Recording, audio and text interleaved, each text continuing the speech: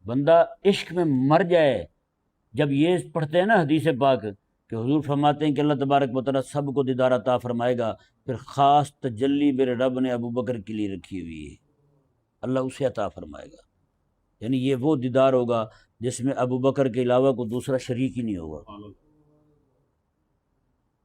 تو بتائیں پھر جب مالک کے سامنے آ جائے، یا بتائیں نا آپ کسی کو اپنی کوئی بھی بندہ، بیٹیوں والے ہیں سارے، اپنی بیٹی کو ملنے جائے اس کے گھر میں ہیں، جا کے دیکھے کہ بیٹی جو ہے وہ خوشحال ہے، ساری چیزیں دیکھے، بتائیں جتنا بھی سفر کیا ہوگا سفر کی تھکاوٹ بھول نہیں جائے گا؟ ہیں بتائیں یار، آپ دنیا کے اندر ایک دنیاوی محبت ہے دل میں بیٹی کے ساتھ، تو بندہ سفر کر کے جائے، بیٹی سامنے آ جائے، سفر کی تھکاوٹ بھول جاتا ہے، تو بتائیں جب ابو بکر کے سامنے خود رب ہی ہوگا، ہیں بندہ مومن کے سامنے خود خالق اور مالک کی جلوہ فرما ہوگا، بتائیں کہاں تھکاوٹیں رہیں گی؟ میرے آقا علیہ السلام نے فرمایا کہ جنتی جب جنت میں جاتا ہے نا شہید، تو میں اس سے پوچھا جاتا ہے کہ تیری کو اور کو خواہش ہو، تو وہ کہتا ہے دنیا میں مجھے ایک بار پھر بھیجا جائے، میں جا کے وہاں شہید ہوں، شہید ہونے کے بعد پھر میں یہاں آؤں، اس طرح کی بات وہ کرتا ہے، سمجھ نہیں آیا؟ یعنی جنت میں جا کے وہ یہ خواہش کا اظہار کرے گا کہ میں دوبارہ جاؤں اور میں شہید ہو کے دوبارہ آؤں، اور حضور کے خود الفاظ یہ موجود ہیں، اقتل اقتل ثم اقتل ثم اقتل، میں پھر قتل ہو جاؤں، میں پھر قتل ہو جاؤں اللہ تبارک و تعالیٰ کی بارگاہ میں۔ سمجھ رہے نہیں سمجھ رہے؟ تو اس سے ثابت ہوا کہ یہ جو معاملہ ہے نا جس کو ہم لوگ آزمائش سمجھ رہے ہیں، اللہ تبارک و تعالیٰ کی طرف سے حقیقتاً یہ وہ انعام ہے۔ میرے آقا علیہ السلام کا بھی فرمان ہے، میں جب شہید قتل ہوتا نا اللہ کی راہ میں کہ اسے چونٹی کاٹنے کی جتنا تکلیف ہوتی ہے، بس جیسے چونٹی کاٹ رہی ہے، یہ حدیث پاک کے الفاظ۔ بتائیں یہ مالک کا انعام نہیں ہے؟ یعنی فرماتا ہے جو عام بندہ جسے آزمائش سمجھ رہا ہے، عام بندہ یہ کہہ رہا ہے وہ قتل ہو گیا، حضور فرماتے ہیں نہ وہ تم قتل ہو جاؤ مر جاتے ہو، حضور فرماتے ہیں جو اللہ کی راہ میں مارا جائے، اللہ کا قرآن حضور بیان کرتے ہیں، میں نہ ان کو مردہ نہ کہنا، یہ تو زندہ ہیں بلکہ فرمایا کہ یہ تو رزق بھی کھاتے ہیں، اور اللہ نے آگے فرما دیا، فرمایا ان کی زندگی وہاں پہنچی ہوئے تمہیں سمجھ کوئی نہیں، لا تشعرون، تمہیں تو پتہ ہی کوئی نہیں، تمہیں شعور ہی کوئی نہیں ان کی زندگی کا، ان پر تو وہ انعام ہو چکے ہیں اللہ تعالیٰ کی طرف سے۔ انشاءاللہ عز و جل کل اس پہ مزید گفتگو کریں گے، کوئی ایک دو پہلوؤں سے، ممکن ہے کل ختم ہو جائے، نہیں تو پھر 2 دن مزید اس پہ بات کریں گے۔ اللہ تبارک و تعالی سمجھنے کی توفیق عطا۔